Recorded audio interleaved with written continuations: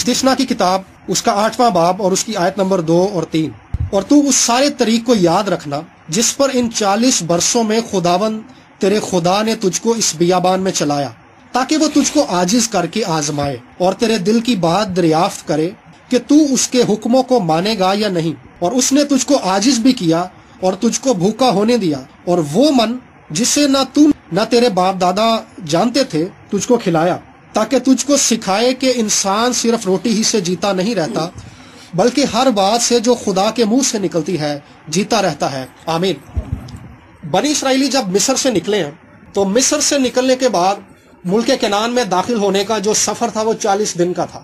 ملک موعود میں داخل ہونے کا جو سفر تھا وہ 40 دن کا تھا، لیکن یہ 40 سالوں کے عرصے پہ محیط ہو گیا، 40 سالوں کا سفر بن گیا. اس کی وجہ یہ تھی کہ خدا بنی اسرائیل کو کچھ خاص باتیں سکھانا چاہتا تھا، لیکن وہ لوگ اتنے ڈھیٹ تھے، وہ لوگ اتنے سرکش تھے، وہ لوگ اتنے باغی تھے، ان کے رویے اس قدر خدا کے خلاف تھے کہ وہ ان ساری باتوں کو سیکھنا نہیں چاہتے تھے. خدا نے 40 سال تک انہیں آزمایا ہے، ہم نے پڑھا، اور خدا نے ان کو لکھا کہ عاجز کیا. خدا کہہ رہا ہے میں نے تمہیں عاجز کیا اور تمہیں بھوکا بھی رکھا ہے تاکہ تم وہ بات سیکھو، لیکن انہوں نے وہ بات نہیں سیکھی. 40 سال لگا دیے انہوں نے. ان ساری باتوں میں سے جو اہم بات جس پر آج ہم غور کرنا چاہیں گے وہ یہ ہے کہ خدا نے ان کو عاجز کیا ہے تاکہ خدا ان کو یہ بات سکھائے کہ آدمی صرف روٹی ہی سے جیتا نہیں رہتا. صرف کا مطلب یہ ہے کہ بے شک روٹی سے جیتا رہتا ہے، لیکن اس کے ساتھ ایک خاص چیز کی ضرورت ہوتی ہے، اور وہ خدا کا براہ راست زندہ کلام ہے. تو خدا انہیں یہ سکھانا چاہ رہا ہے کہ آدمی روٹی کے ساتھ ساتھ اگر اس کے پاس کلام نہیں ہے تو وہ زندہ نہیں رہے گا.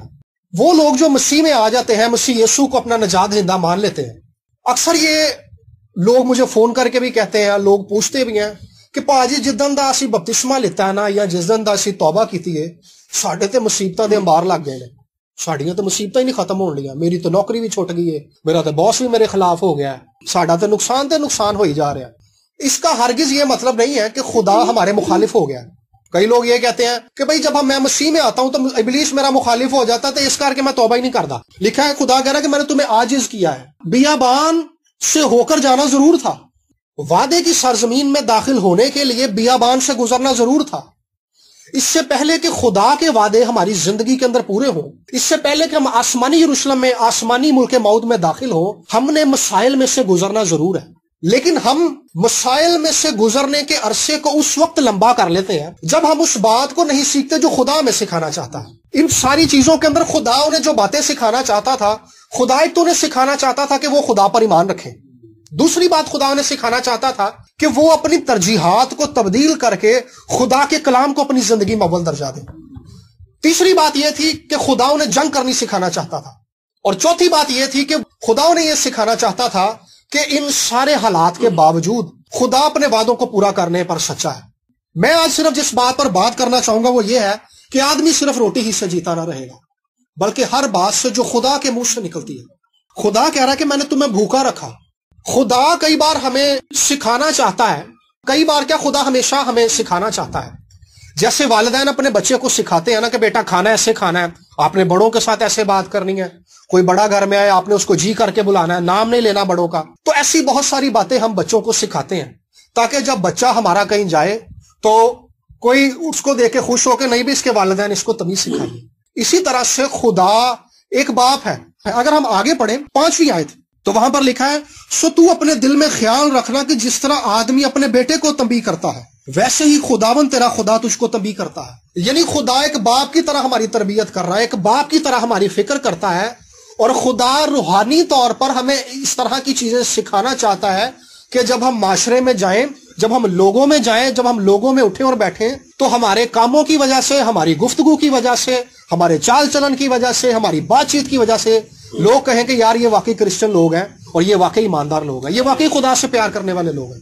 آج سے پہلے ہم لوگ جانتے ہیں کہ کرسچنوں کا جو مورال تھا وہ ایسا تھا کہ لوگ کہتے تھے کہ نہیں یار کرسچن لوگوں کو اپنے گھر میں ملازم رکھو کیونکہ یہ ایماندار لوگ ہوتے ہیں، ایماندار لوگ ہوتے ہیں. لیکن اب ایک ایسا دور آ گیا، اب کہہ لیں کہ گھوڑے اور گدھے میں کوئی فرق نہیں ہے. ابھی بھی بہت سارے لوگ ایسا کہتے ہیں، لیکن ہم نے اس چیز کو کم نہیں ہونے دینا. ہم نے اس بات کو سیکھنا ہے کہ اگر ہم کسی کے ساتھ اچھے طریقے سے پیش آتے ہیں، اگر ہماری زندگی کے اندر خدا کی محبت کسی کو دکھائی دیتی ہے تو اس کی وجہ سے خدا کی لوگ تمجید کریں گے.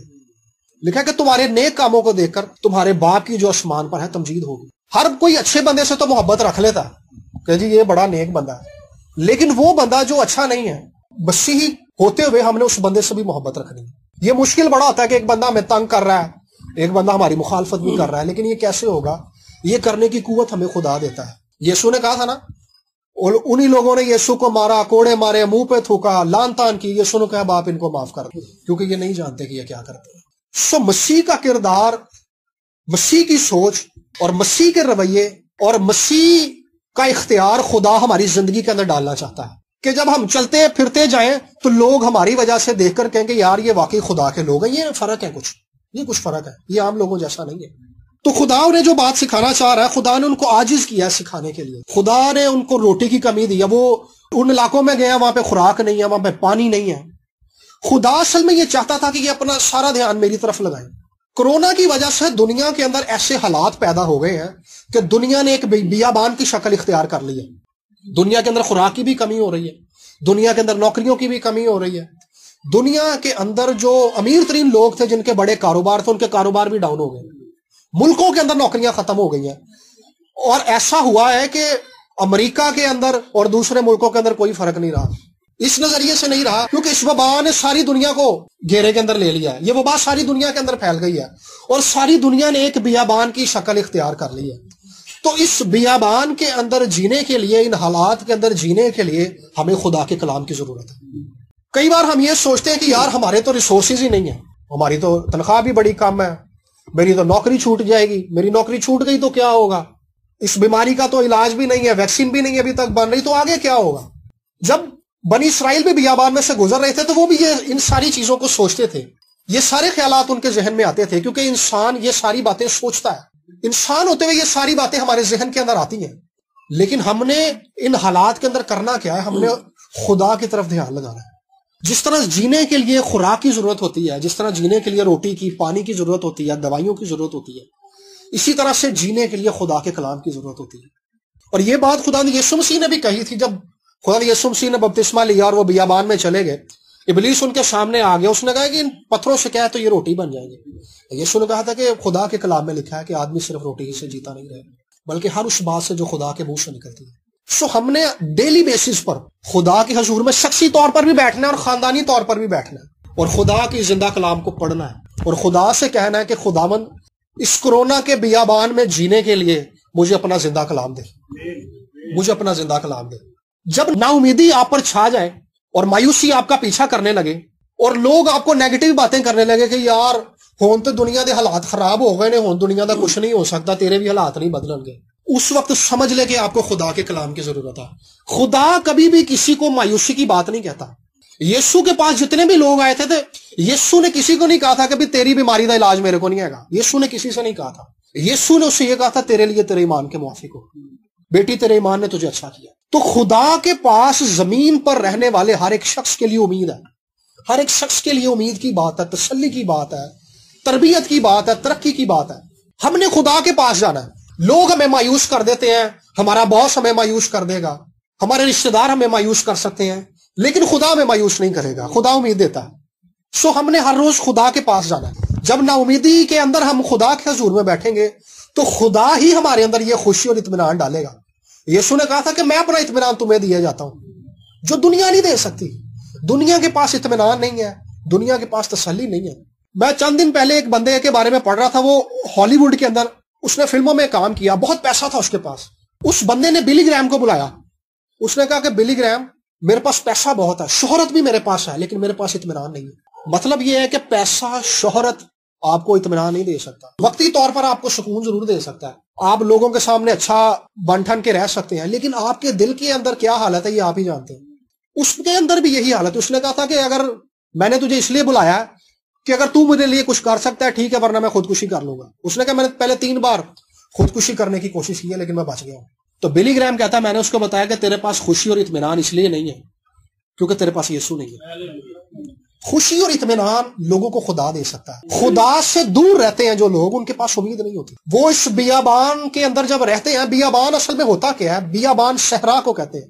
خشک ہوتا, پانی بھی نہیں ہوتا وہاں پہ چھاؤں بھی نہیں ہوتی, وہاں پہ خوراک کی بھی ظاہری بات ہے، جہاں پہ پانی نہیں ہے وہاں پہ آپ شکار مار کے یا سبزی وہاں پہ کیا ہوگی کہ جہاں پہ پانی نہیں ہے؟ تو وہاں پہ خوراک بھی نہیں ہے، وہاں پہ پانی بھی نہیں ہے، وہاں پہ ہر طرح کا بنجر پن ہے۔ تو روحانی بیابان ایک ایسی حالت ہے کہ جب آپ پہ مسائل آ جاتے ہیں، آپ کو لگتا ہے کہ یار چاروں طرف سے آپ کے لیے امید ختم ہو گئی ہے، کہیں سے آپ کو آسرا نہیں مل رہا، آپ کی دعاؤں کے بھی جواب اس طرح سے نہیں آ رہے، لیکن خوشی کی بات یہ تھی کہ اس بیابان کے اندر خداوند ابر اور آگ کی صورت میں ان کے ساتھ تھا۔ جب آپ بیابان کے اندر سے گزر رہے ہیں تو اس بات کا یقین رکھیں کہ خدا کے ساتھ ہے۔ خدا میں نظر نہیں آتا، لیکن خدا کو ہم ایمان کی آنکھوں سے دیکھتے ہیں۔ اپنے ایمان کی آنکھوں سے خدا کو دیکھنا شروع کریں۔ بائبل میں لکھا ہے کہ خدا نیکوں اور بدوں دونوں پر اپنا می برساتا ہے۔ کوئی بندہ اچھا ہے یا وہ برا ہے، خدا دونوں پر می برساتا ہے، بارش برساتا ہے، دونوں کو خوراک دیتا ہے، دونوں کو پانی دیتا ہے۔ ساری زمین خدا کی مخلوق ہے، خدا سب سے پیار کرتا ہے، خدا کسی سے نفرت نہیں کرتا۔ لیکن جب ہم حالات کی تلخیوں کے اندر چلے جاتے ہیں، ہم اپنے مسائل کے اندر اس طرح سے دب جاتے ہیں کہ مایوسی ہمیں گھیر لیتی ہے، اس حالت کے اندر جب ہم خدا پر نگاہ لگاتے ہیں تب ہمیں امید نظر آتی ہے، تو خدا ہمیں امید دیتا ہے۔ یہ بات مجھے بڑی خوبصورت لگتی ہے، یہ بات بھی بلی گرہم کی ہے۔ بلی گرہم کہتا ہے کہ جب سورج کی تپش آپ کو نظر آنے لگے، سورج کی تپش سے آپ کو لگے کہ یار میری زندگی کی خوشی جو ہے خشک ہو گئی ہے، میری زندگی کی خوشی ختم ہو گئی ہے، تب خداوند کے ابر کو دیکھنا شروع کریں جو بنی اسرائیل میں بڑھنا شروع ہو جاتا تھا۔ تو ہم نے ان حالات کے اندر خدا پر دھیان لگانا ہے تاکہ ہم خدا سے ہر روز اس کا زندہ کلام لے سکیں۔ 2017 کے اندر نا میری آنکھوں کا کچھ مسئلہ ہو گیا، مجھے آپ کو پتہ ہے اینک لگی ہوئی ہے، تو میں ڈاکٹر کے پاس گیا، ڈاکٹر نے کہا جی آپ کی آنکھیں ڈرائی ہو گئی ہیں۔ تو آنکھیں ڈرائی ہونے کا مطلب یہ ہوتا ہے یہ موتیے کی ایک ابتدائی شکل ہوتی ہے، ابتدا کے اندر آنکھیں ڈرائی ہوتی ہیں، جب آنکھوں کو پانی نہیں ملتا اس کے بعد سفید موتیا آ جاتا ہے۔ تو میں دفتر میں بیٹھا ہوا تھا، میں داؤد کا واقعہ پڑھ رہا تھا اس دن، داؤد اور جاتی جولیت کا۔ تو پاسٹر صاحب نے مجھے فون کیا، پاسٹر جسٹن نے، اس نے کہا بیٹا آج تم نے کلام سنانا ہے۔ میں نے کہا جی سنا دو، لیکن میرے دل میں آیا کہ تو نہ نہیں کرنا، تو نے ہاں کرنی ہے۔ میں نے کہا ٹھیک ہے پاسٹر میں سنا دوں گا۔ لو جی میں واپس آ کے بیٹھا، میں نے دوبارہ سے اس واقعے کو پڑھنا شروع کر دیا، اور پڑھتے پڑھتے ایسے جیسے کوئی قدرت میرے پہ آ کے ٹھہر گئی۔ میں دفتر میں بیٹھا ہوا تھا اور مجھے ایسے فیل ہوا ہے کہ میرے یہاں سے زور لگنا شروع ہوا ہے، گردن کے پیچھے سے۔ جیسے آپ گرمیوں کے اندر پیاس لگی ہو نا تو پانی پیتے ہیں تو لگتا ہے خشک ہے، تو ایسے وہ تکلیف ہوتی ہے، اندر جاتا ہے۔ مجھے ایسے ہی فیل ہو رہا ہے کہ پانی کا زور لگ رہا ہے، اور ایک دم سے میری آنکھوں کے اندر سے پانی نکلنا شروع ہو گیا۔ شام کو میں دعا کے بعد ڈاکٹر کے پاس گیا، اس نے کہا جی آپ کی آنکھوں کا پرابلم ختم ہو گیا۔ یہ خدا کے کلام کی قدرت تھی، یہ خدا کے کلام کی قدرت ہے کہ جب لوگ اور آپ خود اپنے لیے کچھ کر نہ سکے اس وقت خدا آپ کے لیے کچھ کرتا ہے۔ یہ خدا کا زندہ کلام تھا جس کو میں پڑھ رہا تھا، جس کے وسیلہ سے اس قدرت نے میرے اندر کام کیا۔ تو یہ قدرت ہم سب کی زندگیوں کے اندر کام کرنا چاہتی ہے۔ یسوع مسیح نے جو کام شروع کیا تھا وہ ختم نہیں ہوا، یسوع کے بعد اس کام کو رسولوں نے شروع کر دیا تھا۔ اور عید پینتیکوس کے دن جب خدا کا پاک روح نازل ہوا 120 کی جماعت پر، تو 120 لوگوں پہ نازل ہونے کا مطلب تھا کہ وہ عام لوگ تھے، ہماری طرح ہی تھے۔ اس کا مطلب یہ تھا کہ خدا کا وہ کام جو یسوع نے شروع کیا تھا اب اس نے آپ سب کے وسیلہ سے شروع کر دیا۔ اور وہ آپ کے وسیلہ سے کب ہوگا؟ وہ میرے وسیلہ سے کب ہوگا؟ جب ہم اس کے حضور میں بیٹھیں گے، ہر روز اس سے کہیں گے کہ خداوند آج کے لیے زندہ کلام مجھے دے دیں۔ وہ کلام جس کے وسیلہ سے میں زندہ رہوں گا روحانی طور پہ، وہ کلام جس کے وسیلہ سے میرا خاندان زندہ رہے گا، وہ کلام جس کے وسیلہ سے مجھ سے ملنے والے سارے لوگ زندہ رہیں گے۔ زندہ رہنے سے مراد میری کیا ہے؟ ایک زندہ بندہ جو ہوتا ہے اس کو بھوک بھی لگتی ہے، اس کو خوشی کا بھی احساس ہوتا ہے، اسے دکھ کا بھی احساس ہوتا ہے، احساس بھی ہوتا ہے، اسے ہر طرح سے وہ زندہ رہتا ہے، اسے کوئی چیز چبھے تو تکلیف بھی ہوتی ہے۔ اسی طرح سے وہ بندہ جس کے اندر احساس نہیں ہے، جس کو گناہ کی پہچان نہیں ہے، جس کے اندر خدا کی حضوری میں جانے کی طلب نہیں ہے، وہ مردہ ہی ہے۔ تو یہ ساری چیزیں ہمارے اندر اس دن بیدار ہوتی ہیں جب ہم خدا کی حضوری میں جانا شروع کرتے ہیں۔ سو ہم نے خدا کی حضوری میں بیٹھنا شروع کرنا ہے۔ اس بیابان کے اندر، اس کرونا کے بیابان میں جینے کا یہی ایک طریقہ ہے۔ خدا نے چاہا تو میں باقی چیزوں کو بھی پھر کبھی ڈسکس کروں گا، جن چیزوں کا میں نے ذکر کیا کہ بیابان میں جینا کیسے ہے، لیکن آج ہم اس بات پہ بات کر رہے ہیں کہ آدمی صرف روٹی ہی سے جیتا نہیں رہے گا، بلکہ اس بات سے جو خدا کے منہ سے نکلتی ہے۔ خدا نے موسیٰ کو اپنا کلام دے کر مصر میں بھیجا تھا کہ جا کے فرعون کو کہے کہ میرے لوگوں کو جانے دے، اور فرعون کے اندر اتنی تاب نہیں تھی کہ وہ اس کلام کے آگے ٹھہر سکا۔ اس نے بڑی کوشش کی ہے کو جانے نہ دے، لیکن مصر پر آفتیں نازل ہوئی ہیں۔ خدا نے قدرت کے ساتھ اپنے کلام کو ثابت کیا کہ موسیٰ جو کچھ کہہ رہا ہے وہ میرا کلام ہے، تو اس کو روک نہیں سکتا۔ خدا نے بنی اسرائیل کو وہاں سے نکالا ہے. پھر بحر کلزم آ گیا. خدا نے پانی کو بھی ان کا راستہ روکنے نہیں دیا کیونکہ کلام تھا موسیٰ کے پاس. اس کلام کی قدرت کے وسیلہ سے اس بحر کلزم نے بھی ان کو راستہ دیا تھا. پھر بیابان میں آ گئے ہیں وہ. خوراک کی کمی ہے, پانی کی کمی ہے, لوگ موسیٰ کے مخالف ہیں, لیکن خدا نے اس بیابان کے اندر ان کو پانی بھی دیا ہے, ان کو خوراک بھی کھلائی ہے, وبا سے بھی ان کو بچایا ہے, کیونکہ کلام تھا ان کے ساتھ کہ وہ ملک موعود میں جائیں گے. اور کلام ہی کے وسیلہ سے انہوں نے ملک موعود کے اندر شہروں کو, ملک موعود کو فتح کیا تھا. ان علاقوں کے اندر ان کی فوجوں کو شکست دی تھی کیونکہ ان کے پاس خدا کا زندہ کلام تھا. اور کلام ہی کے وسیلہ سے ملک موعود میں جا کے بسنا شروع ہو گئے تھے کیونکہ ان کے پاس کلام تھا. اور آج بھی وہ سرزمین ان کی ہے کیونکہ یہ کلام ہے ان کے ساتھ. سو جب ہمارے پاس کلام ہوتا ہے تو ہمارے اندر تسلی ہوتی ہے. جب ہمارے پاس کلام ہوتا ہے ہمارے پاس دلیری ہوتی ہے. جب ہمارے پاس خدا کا کلام ہوتا ہے ہمارے اندر کسی طرح کا کوئی شک نہیں ہوتا. اگر آ بھی جائے نا تو ہم اس شک کو خدا کے کلام کے وسیلہ سے مغلوب کر لیتے ہیں کہ یار بائبل میں لکھا ہے اور بائبل سچا خدا کا کلام ہے. دنیا ٹل سکتی ہے, یسوع نے کہا تھا کہ آسمان اور زمین ٹل جائیں گے لیکن میرے منہ کی بات نہیں ٹلے گی, یہ سچا کلام ہے. سو ہم نے اس کلام کو پانے کے لیے جستجو کرنی ہے, اس کلام کو پانے کے لیے جستجو کرنی ہے جو زندہ ہے. اور یہی کلام تھا جو نبیوں پر نازل ہوتا تھا, یہی کلام تھا جس نے قاضیوں کو خدا ان کے درمیان میں کلام دے کر اٹھاتا تھا بنی اسرائیل کے اندر, تاکہ جب غیر قومیں ان پر حملہ کرتی تھیں تو قاضی ان کا مقابلہ کرتے تھے, فوج کو آرگنائز کرتے تھے, ان پر حملہ کرتے تھے. خدا کلام کرتا تھا ان کے ساتھ. اسی طرح سے خدا اپنے کلام کے وسیلہ سے آج بھی ہم سے بات کرتا ہے. سو جب بھی آپ کو مایوسی ہونے لگے, جب بھی آپ حالات کی وجہ سے پریشان ہونے لگے تو خدا کی حضوری میں بیٹھ جائیں, خدا آپ کو تسلی دے دے گا, خدا آپ کو کلام دے دے گا. لوگ آپ کو وقتی تسلی دے سکتے ہیں لیکن حقیقت دیتا ہے. سیالکوٹ کے اندر ایک کنونشن ہوتی ہے, بڑی مشہور کنونشن ہے, اس کو کہتے ہیں سیالکوٹ کنونشن. 19ویں صدی کے آغاز کے اندر اس کنونشن کا آغاز ہوا, تقریباً آج 100 سال سے زیادہ ہو گئے ہیں اس کو. تو جس بندے کی دعاؤں کے وسیلے سے اس کنونشن کا آغاز ہوا تھا اس کا نام تھا جان ہائیڈ. وہ انگلینڈ کا بندہ تھا, مشنری تھا, یہاں پہ خدمت کرتا تھا. اس بندے کے بارے میں کہا جاتا ہے, جو بندہ اس کے ساتھ گھر میں رہتا تھا اس کی خدمت کرتا تھا, کھانا شانا اس کو دیتا تھا, کہتا ہے کہ میں جان ہائیڈ کے لیے کھانا لے کر جاتا تھا رات کو, ٹرے کے اندر کھانا بھی تھا, روٹی سب کچھ ہوتا تھا. تو میں نے دیکھنا کہ جان ہائیڈ دعا میں بیٹھا ہوا ہے گھٹنوں کے بل. تو کہتا میں نے کھانا رکھ دینا ٹرے پہ, جیسے اندر داخل ہوا ہے تو ٹیبل پہ رکھ دیا. کہتا میں نے کہا ڈسٹرب کیا کرنا, دعا کر رہا ہے, جب دعا سے فارغ ہوگا تو کھانا کھا لے گا. کہہ رہا کھانا رکھ کے رات کو چلا گیا. تو صبح ناشتہ لے کے آیا تو رات کا کھانا ویسے کا ویسے ہی پڑا ہے, چھیڑا ہی نہیں اس نے. کہہ رہا اس نے پوزیشن بھی نہیں بدلی, اسی پوزیشن میں دعا کر رہا ہے.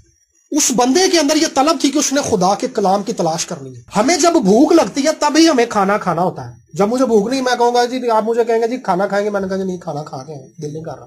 جب تک ہمارے اندر بھوک نہیں ہے تب تک ہمیں خدا کا کلام پانے کی ہمارے اندر خواہش بھی پیدا نہیں ہوگی.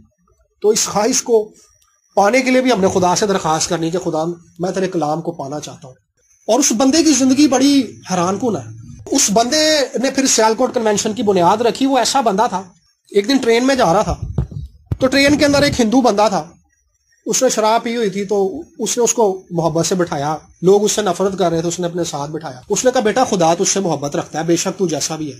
اس نے دیکھا, اس نے کہا یار یہ تو کرسچن بندہ ہے. اس نے خیر اس کو گالیاں نکالنا شروع کر دی جان ہائیڈ کو. لیکن جان ہائیڈ خدا کی محبت سے بھرا ہوا بندہ. اس نے کہا بیٹا میں تجھے کچھ نہیں کہوں گا, لیکن میں تجھے یہ بتا دوں, کل شام کو اسی وقت تو مجھے ڈھونڈنے کے لیے اپنے گھر سے نکل پڑے گا. تجھے بے چینی ہوگی کہ جب تک مجھے جان ہائیڈ نہیں مل جاتا میری زندگی کے اندر اطمینان نہیں آئے گا. جان ہائیڈ اس کے بعد اب اسٹیشن آ گیا, وہ اتر گیا, اپنے گھر چلا گیا. جان ہائیڈ جا کے دعا میں بیٹھ. اگلے دن وہی بندہ ڈھونڈتا ہوا, لوگوں سے پوچھتا ہوا کہ بھئی سیالکوٹ کے اندر جان ہائیڈ کہاں پہ رہتا ہے, مجھے اس کا گھر بتا دو, میں نے اس بندے سے ملنا ہے, کیونکہ کل اس نے مجھے کہا تھا کہ اطمینان فقط یسوع دے سکتا ہے, تو مجھے اس اطمینان کی تلاش ہے. کیونکہ جان ہائیڈ کے پاس خدا کا کلام تھا, وہ روحانی خوراک موجود تھی جس کے وسیلہ سے لوگوں نے سیر ہونا. تو یہ خوراک ان لوگوں کو ملتی ہے جو اس کے طالب ہوتے ہیں. جیسے بھوک لگتی ہے تو ہم خوراک کے طالب ہوتے ہیں. ہم نے خدا کے حضور میں بیٹھنا ہے. کئی بار لوگ سوچتے ہیں کہ یار وہ تو خدا کے لوگ تھے, ہم تو ایسے نہیں ہیں. تو بائبل میں لکھا ہے خدا کسی کا طرفدار نہیں ہے, خدا سب سے محبت رکھتا ہے. جو کوئی خدا کے حضور میں بیٹھے گا خدا اس کو استعمال کرے گا. خدا آپ سب سے محبت رکھتا ہے. خدا آپ سب کو بھی اسی طور سے یوز کرنا چاہتا ہے. خدا چاہتا ہے کہ آپ سب اس کے حضور میں بیٹھیں اور اس حالات کے بیابان کے اندر اس کے کلام کے طالب ہوں, کیونکہ خدا کا یہ کلام سنبھال لیتا ہے. خدا کا یہ کلام سنبھال لیتا ہے. ان دنوں کے اندر, ان حالات کے اندر جس چیز کی ہمیں ضرورت ہے وہ خدا کا زندہ کلام ہے. سو جہاں ہم بہت ساری چیزوں کی خواہش کرتے ہیں, ہم نے آج یہ دیکھنا ہے کہ کیا ہم نے اپنی زندگی میں خدا کے کلام کو پانے کی اس طرح سے خواہش کی ہے. اگر نہیں کی تو یہ وقت ہے کہ ہم نے اس کلام کو پانے کی خواہش کرنی ہے. ایک یوٹیوب پہ میرا کلام ہے, کلام مجسم ہوا. وہ کلام تقریباً 6 سال کے اندر, اس کلام کے اندر جو چیزیں ہیں 6 سال کے اندر خدا نے مجھے سکھائی, اور 6 سال بعد میں نے اس کلام کو سنایا. اور جس دن میں نے اس کلام کو سنانا تھا, میں دفتر میں بیٹھا ہوا تھا, اور اس دن میں دعا روزے کے اندر تھا, اور میں کچھ باتوں سے پریشان بھی تھا. کچھ لوگ تھے جو میرے مخالف تھے, ان کی وجہ سے میں بہت پریشان تھا. خیر میں دعا کر رہا ہوں, اور میں نے دیکھا کہ میرا کمرہ بند تھا. میں نے دیکھا کہ لائٹ اس طرح سے ایسے موو کیا اس نے زگ زیگ, اور جیسے اس لائٹ نے موو کیا, اس لائٹ کے اندر ایک بندہ ظاہر ہوا ہے, اور وہ جائنٹ ہے, جیسے باڈی بلڈرز ہوتے ہیں, وہ بڑی ہائٹ ہے اس کی, شاید دیوار سے بھی اونچا. میں کہہ رہا ہوں یار یہ تو بڑا ہیوی بندہ ہے. خدا یسوع مسیح تھا وہ. اور اس دن کے بعد سارے حالات بدل گئے. سو جب خدا کام کرتا ہے سب کچھ بدل جاتا ہے, آپ کو کچھ نہیں کرنا پڑتا. اگر موقع ملے تو آپ ضرور وہ کلام سنیں. تو خدا ظاہر کرنا چاہتا ہے, میں یہ نہیں بتانا چاہتا کہ ایسا میرے ساتھ ہوا ہے, خدا یہ سب کچھ آپ کے ساتھ بھی کرنا چاہتا ہے, کیونکہ خدا آپ سے بھی اتنی محبت رکھتا ہے جتنی وہ میرے سے رکھتا ہے. خدا کی نظر میں سب برابر ہے. والدین کی نظر میں سارے بچے برابر ہوتے ہیں. خدا ہمارا باپ ہے, اس کی نظر میں سارے برابر ہیں. لیکن ہم نے آج اپنی زندگی میں خدا کے کلام کی تلاش کرنی ہے. آنکھوں کو بند کریں گے, اس کے بعد پھر ہم دعا کریں گے, اور دعا کے بعد پھر ہم باجی سے گواہی سنیں گے. تھوڑی دیر کے لیے ہم نے اس بات پہ غور کرنا ہے کہ کیا میں نے اپنی زندگی کے اندر کلام کی تلاش کی ہے.